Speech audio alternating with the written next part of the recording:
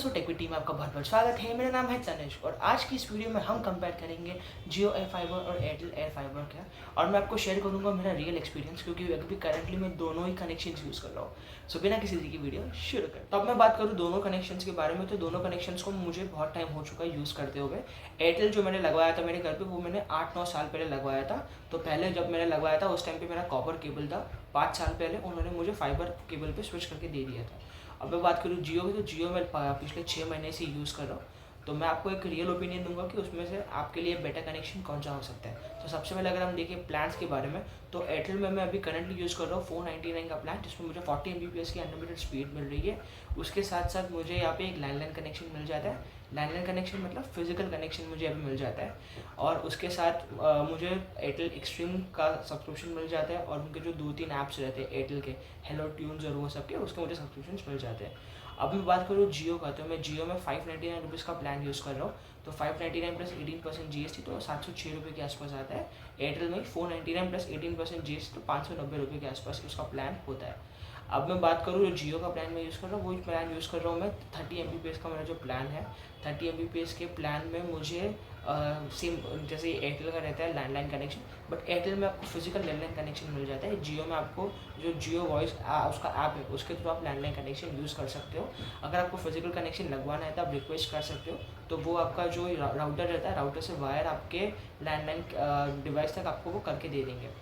उसके साथ साथ मैं अगर आपको बात करूँ एडिशनल बेनिफिट्स जियो में जो मुझे मिल रहे हैं, जियो में मुझे एक सेटअप बॉक्स मिल जाता है जिसमें लाइव टीवी मैं यूज़ कर सकता हूँ। तो मतलब टोटल 800 से ज़्यादा चैनल्स है, HD और SD की दोनों क्वालिटीज़ की चैनल्स है। तो मैं दोनों में जियो लाइव स्ट्रीमिंग यूज़ कर सकता हूँ।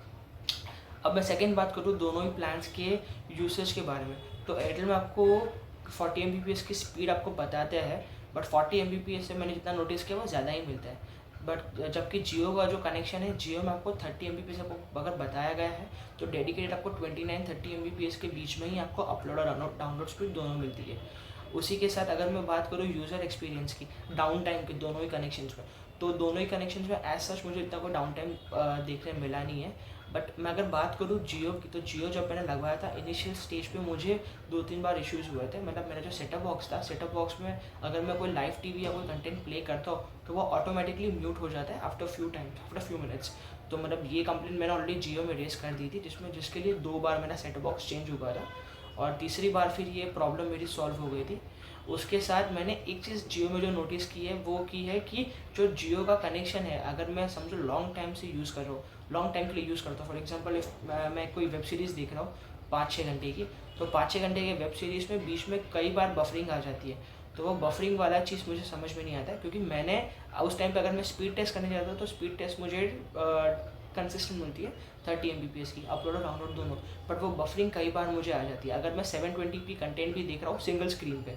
तो ये चीज़ जब मैंने देखा, तो वो बैंडविड्थ उसकी ड्रॉप हो रही है। उसी के साथ में अगर एयरटेल की बात करूँ, तो एयरटेल में डाउन टाइम कभी कभी उनका रहता है डाउन टाइम, और जब भी उनका डाउन टाइम रहता है, वो आपको पहले से मैसेज इंटीमेट कर देते हैं कि सर ये टाइम से ये टाइम के बीच में आपका डाउन टाइम रहेगा, we are sorry for the experience, ऐसे का मैसेज आ जाता है आपके मोबाइल नंबर पे। और मैं अगर बात करूँ दोनों ही की गेमिंग के परफॉर्मेंस के बारे में, तो गेमिंग परफॉर्मेंस कोई प्रॉब्लम नहीं होगा। अगर आप बेसिक प्लान ले रहे हो उनके 30 Mbps या 40 Mbps वाले, तो आपको कोई प्रॉब्लम नहीं होगा डेफिनेटली। उन दोनों ही के लाइव टीवी चैनल्स के बारे में, तो एयरटेल में आपको जो हमारा ट्रेडिशनल जो डिश एंटीना रहता है, वो सिस्टम आपको मिल जाता है। हालांकि जियो में आपको सारी की सारी चैनल्स आपको ऑनलाइन कंटेंट डिजिटल फीड के हिसाब से प्ले होगा। आप कोई भी फॉर एग्जांपल आप जियो में चीज़ ऑनलाइन देख रहे हो, या कोई भी आप लाइव टीवी देख रहे हो, तो आपको नीचे देख के आ जाएगा कि सोनी लिव या डिजिटल फीड आपको सोनी से उठाए। फॉर एग्जांपल अगर आप सोनी सब यूज़ कर रहे हो, सोनी मैक्स यूज़ कर रहे हो, तो वो डायरेक्टली सोनी लिव एप्लीकेशन से आपको लाइव स्ट्रीम करेगा। सिमिलरली अगर आप कोई स्टार्स की चैनल देख रहे हो, तो वो स्टार डिज्नी हॉटस्टार से आपको लाइव स्ट्रीम करके दिखा देगा। जी की चैनल ZEE5 से लाइव स्ट्रीम करके दिखा देगा। तो ये चीज़ मैंने देखी है जियो में, कि वो जियो डायरेक्टली जो लाइव स्ट्रीम करता है वो आपको डिस्प्ले हो जाता है। इसीलिए आपको कोई भी चैनल्स के ऊपर लोगो नहीं दिखता है, और नीचे आपको लिख के आता है डिजिटल फीड। अगर मैं बात करूँ एयरटेल की, तो एयरटेल में ट्रेडिशनल डिश एंटीना मॉडल जो हम लोग यूज़ करते हैं, जो मतलब हमारा जो सैटेलाइट से हमें जो लाइव स्ट्रीम होती है चैनल्स, वही दिखेगा। उसकी वजह से आपको उसको जो एड्स और नॉर्मल वे में आपको यूज़ कर सकते हो। एक ड्रॉबैक जो मुझे लगा जियो का, जिसके वजह से मैं जियो कंटिन्यू नहीं करने का सोच रहा हूँ, वो है कि फॉर एग्जांपल अगर मैं कोई लाइव स्ट्रीम देख रहा हूँ, तो लाइव स्ट्रीम में अगर कई बार मुझे टेक्निकल एरर आता है कि something went wrong, please try again later.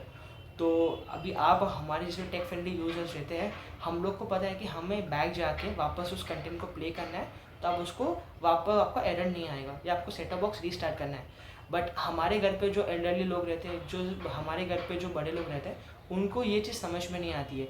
तो कई बार कैसे रहता है, मैंने ये चीज़ नोटिस की कि पीक आवर्स में ये प्रॉब्लम बहुत ज़्यादा फेस होती है जियो में, जबकि एयरटेल में तो डायरेक्टली आपका सैटेलाइट कनेक्टिविटी होता है। उसके वजह से आप अगर नॉर्मल टीवी जो रहता है अपना, नॉर्मल टीवी के हिसाब से आप उसको यूज़ कर सकते हो, तो उसमें ऐसा कुछ इशू नहीं आएगा।